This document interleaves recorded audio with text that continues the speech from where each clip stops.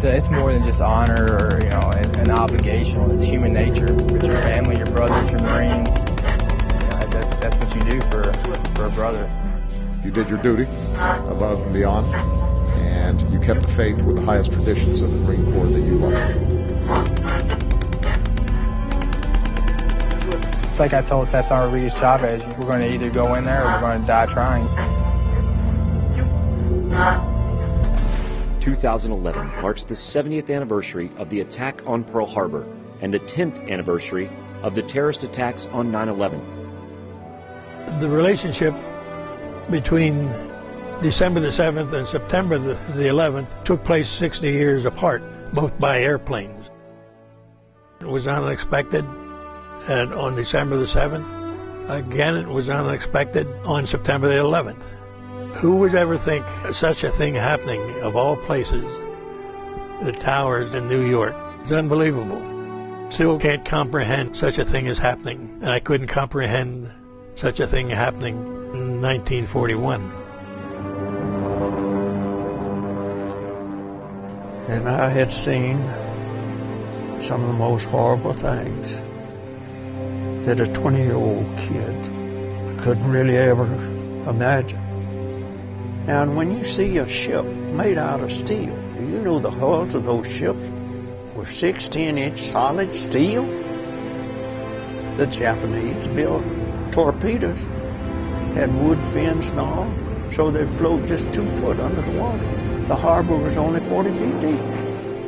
At that time, I was standing guard by the dry docks. Nobody thought anything except it's just a beautiful day.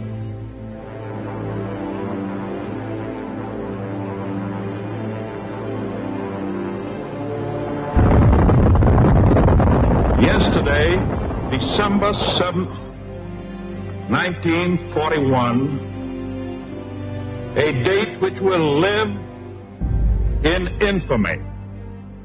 When the dust settled, the Japanese attack claimed the lives of 2,409 Americans and left another 1,200 wounded. No matter how long it may take us to overcome this premeditated invasion, the American people in their righteous might will win through to absolute victory. The attacks on Pearl Harbor ignited a fierce national pride that caused many Americans to want to serve their country. Places like Parris Island, San Diego, and Montford Point all saw large numbers of recruits come to defend their nation as Marines. The devastating toll of these incidents was eclipsed only by the awe-inspiring stories of heroism that emerged from those days, when our nation responded to tragedy with indomitable spirit, unconditional compassion, fierce national pride, and unshakable resolve. On December the 7th, 1941, Marines and sailors not only showed that they were well trained, they embodied the courage and indomitable spirit for which America is known. Storming beaches, prevailing against insurmountable odds, the Marines of World War II showed the world the meaning of uncommon valor. Not until September the 11th in 2001 would the United States see another attack of such magnitude on American soil. This time, the attacks occurred at the heart of New York City, the Pentagon, and a field in Pennsylvania. 8695. Okay, ma'am, how you doing? Are they going to be able to get somebody up here? Of course, ma'am. We're coming up to you. Well, there's no one here yet, and the floor is completely engulfed. We're on the floor, and we can't breathe. Okay. And it's very, very, very hot. United Force 15. We got two isolated pockets of fire. We should be able to knock it down with 2 lines. They know that. 78th floor, numerous 1045 call horns. Freedom itself was attacked this morning by a faceless coward, and freedom will be defended. In a moment, a beautiful September morning turned into the modern generation's day of infamy. And as with Pearl Harbor, a day marred by tragedy also became a day of exceptional heroism and selflessness.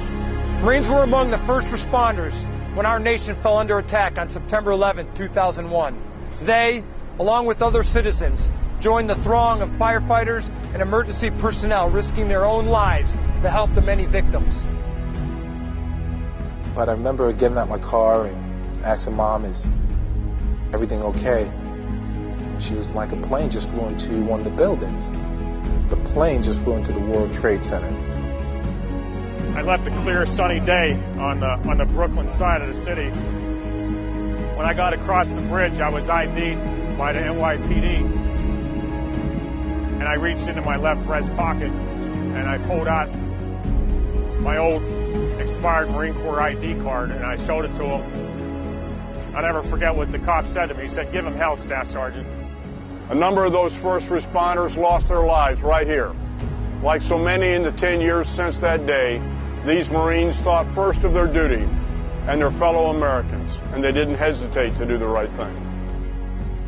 I remember getting closer and closer to that last tower, and about a quarter of a mile away, I saw the tower collapse right in front of me. And when I got towards Central Park, or Park Row South and Vesey Street, I ran into a group of about 5 military guys that were in their utilities like me. We came under attack. They got into their uniforms and they responded to help out. There's a couple Army guys, Navy guy, and an Air Force guy, and 1 Marine. It was great to see another Marine on site in his uniform, and he introduced himself to me as Staff Sergeant Carnes. I saw the Marine there, and I said, "Hey, Marine, how about let's take a walk?" And we saw about a platoon size of firemen, about 20-some firemen standing in like a platoon formation. And I walked up to him, I said, "This is Staff Sergeant Carnes from the Marine Corps. To your knowledge, has anybody been conducting throughout the day search and rescue operations in the epicenter of the collapse?" They said, "No, Marine, if you go in there, you're going to die." We could see the 16 acres, and there was nobody in there but us. We started yelling out at the top of our lungs, "United States Marines, is anyone here?" We would listen and then proceed about 10 meters and then stop and yell again. We could hear some muffled cries for help coming from what was once the depression of the South Tower.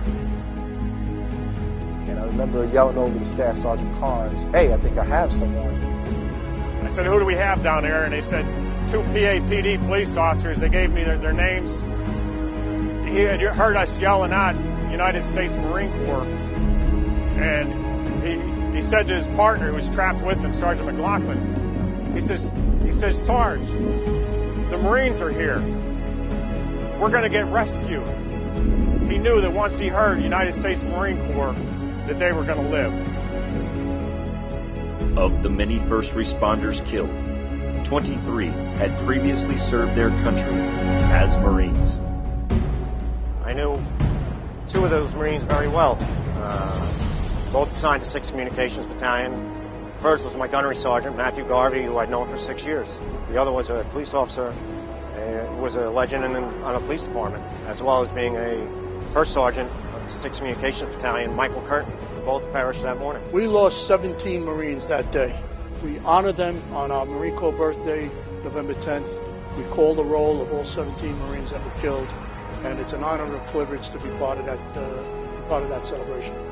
In the Marine Corps, like when you go out in the combat environment, you know that your life's in jeopardy. I have to do my job to make sure that my brothers survive, and vice versa. It's the same thing when running into a building, the same thing on 9/11. I'm sure the brothers knew at that particular time that they were not going to make it. But they went in and they did their job, and their job was to get those people out. On the days of both attacks, we saw the best of Americans at home. At that moment, strangers became neighbors, and we were all defined by only one word: Americans.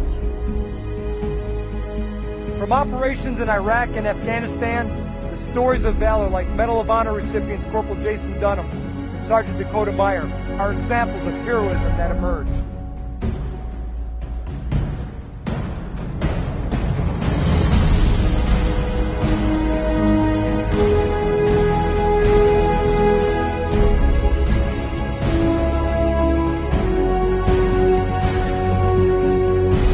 This year we mark 10 years of continuous combat operations in which the United States has relentlessly taken the fight to the enemy. We're going to be here for the people, no matter what it takes. Just want to build relations with the locals. It's obviously the key to winning the sport.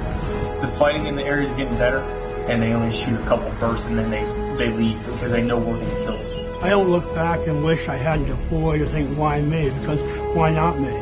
I wouldn't want someone else to get injured in my place. So I don't feel bad about what happened. Yes, I struggle like all wounded warriors do, but if I had to go back and do it all over again, I would definitely deploy. You know, I didn't know how past generations of Marines would view our generation until I got off the plane in Bangor, Maine, and it was the receiving line of all your World War II vets and Vietnam vets, but they're clapping for us and calling us heroes. We're not heroes, we're just today's Marines.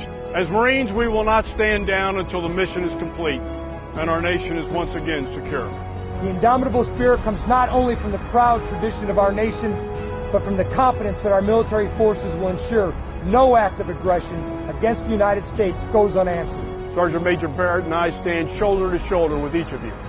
Thank you for your strength, your understanding, and your support as we carry out the mission of the Corps.